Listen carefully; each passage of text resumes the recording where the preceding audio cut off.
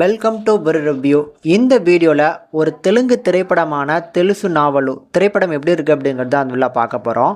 And இந்த திரைப்படம் வந்து இப்போ தமிழ் டப்பிங்கோட வெளிவந்திருக்கு. இது ஒரு க்ரைம் த்ரில்லர் ஜானரில் எடுத்திருப்பாங்க.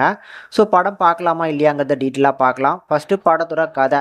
ஸோ இந்த படத்தில் வரக்கூடிய நம்ம கதாநாயகன் வந்து ஒரு சின்ன காஃபி ஷாப் வச்சு நடத்திட்டு இருக்காருங்க. ஸோ இந்த காஃபி ஷாப்பில் வந்து நம்ம ஹீரோயின் தான் வந்து இந்த குக்கீஸ் சப்ளை பண்ணதுக்காக வருவாங்க.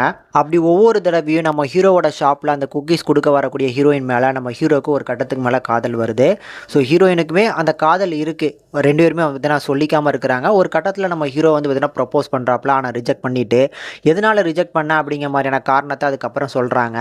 ஸோ நான் சீக்கிரமாகவே செத்துருவேன், அதனால தான் அந்த காதல் வந்து பார்த்தீங்கன்னா சேராதுங்கிறதுனால தான் வேணாம் அப்படிங்கிற மாதிரி சொன்னேன்னு சொல்ல, எதனால் செத்துருவேன், உனக்கு உடம்புல எதுவும் பிரச்சனையா அப்படிங்கிற மாதிரிலாம் கேட்க, இல்லை அந்த மாதிரிலாம் ஒன்றும் இல்லைங்கிற மாதிரி நம்ம ஹீரோயின் சொல்கிறாங்க. அப்போ எதனால் செத்துருவேங்கிற மாதிரி சொல்கிற அப்படிங்கிற மாதிரி சொல்ல, நான் சூசைட் பண்ண போகிறேன், அது நான் மட்டும் இல்லை எங்கள் குடும்பத்தில் இருக்கக்கூடிய எல்லாருமே வந்து பார்த்தீங்கன்னா குரூப்பாக ஒரு சூசைட் பண்ண போகிறோம், இறந்து போன எங்கள் குடும்பத்தை சேர்ந்த ஒரு நபரை மீட்டு கொண்டு வரதுக்காக இந்த சூசைட் நாங்கள் பிளான் பண்ணியிருக்கோம் அப்படிங்கிற மாதிரி சொல்ல, நம்ம ஹீரோவும் ஹீரோயின் கிட்டக்க எவ்வளவோ பேசி கன்வின்ஸ் பண்ணி பார்க்குறாங்க, இந்த மாதிரி பண்ணுறதுலாம் அதனால ஒரு பிரயோஜனமும் கிடையாது அப்படிங்கிற மாதிரி.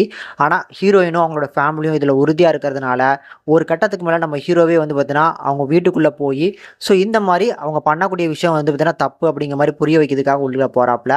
அதுக்கப்புறம் இந்த கதையில் என்னென்ன விஷயங்கள் நடக்குது அப்படிங்கிறது அந்த படத்தோட மிச்ச கதை. இந்த படத்தை பொறுத்தளவுக்கு ஸ்டார்ட் பண்ணும்போது வந்து பார்த்தீங்கன்னா ஒரு நார்மலான லவ் ஸ்டோரி மாதிரி ஸ்டார்ட் பண்ணுவாங்க. உள்ளுக்குள்ளே போகும்போது கரெக்டாக வந்து பார்த்தீங்கன்னா நம்ம ஹீரோயின் நாங்கள் குரூப்பாக சூசைட் பண்ண போகிறோம் அப்படின்னு சொன்ன இடத்துல இருந்தால் வந்து பார்த்தீங்கன்னா அந்த கதை ஸ்டார்ட் ஆகும். அதுக்கப்புறம் இந்த படத்தில் இருக்கக்கூடிய ஒரு சில போர்ஷன்ஸ் ஓரளவுக்கு இன்ட்ரெஸ்டிங்காக இருந்துச்சு. முக்கியமாக அந்த படத்தில் அந்த பிஜிஎம்ஸ்லாம் ஓரளவுக்கு சூப்பராக போட்டிருக்காங்க. தென் அதன் பிறகு நம்ம ஹீரோ வந்து பார்த்தீங்கன்னா நம்ம ஹீரோயினோட வீட்டுக்குள்ளே போனதுக்கப்புறம் ஸோ அங்கே இருக்கக்கூடிய ஒரு நபர் எல்லார் மைண்டையும் வந்து பார்த்தீங்கன்னா இப்படி கண்ட்ரோல் பண்ணது யார் அப்படிங்கிறத தெரிஞ்சுக்கிட்டு ஸோ இதெல்லாம் பண்ணாதீங்க அப்படிங்கிற மாதிரி புரிய வைக்கிறதுக்கு போவார் பார்த்தீங்களா. அதுக்கப்புறம் இருக்கக்கூடிய போர்ஷன்ஸுமே ஓரளவுக்கு நல்லா இருந்துச்சு. மொத்தத்தில் ஒரு நல்ல த்ரில்லர் திரைப்படம் கண்டிப்பாக பார்க்கலாம். ஒரு ஒன் டைம் பார்க்கலாங்க. ஆனால் ஆகா ஓகன்னு எதிர்பார்த்துடாதீங்க. கண்டிப்பாக டீசென்ட் வாட்சபுளாக இருக்கும்.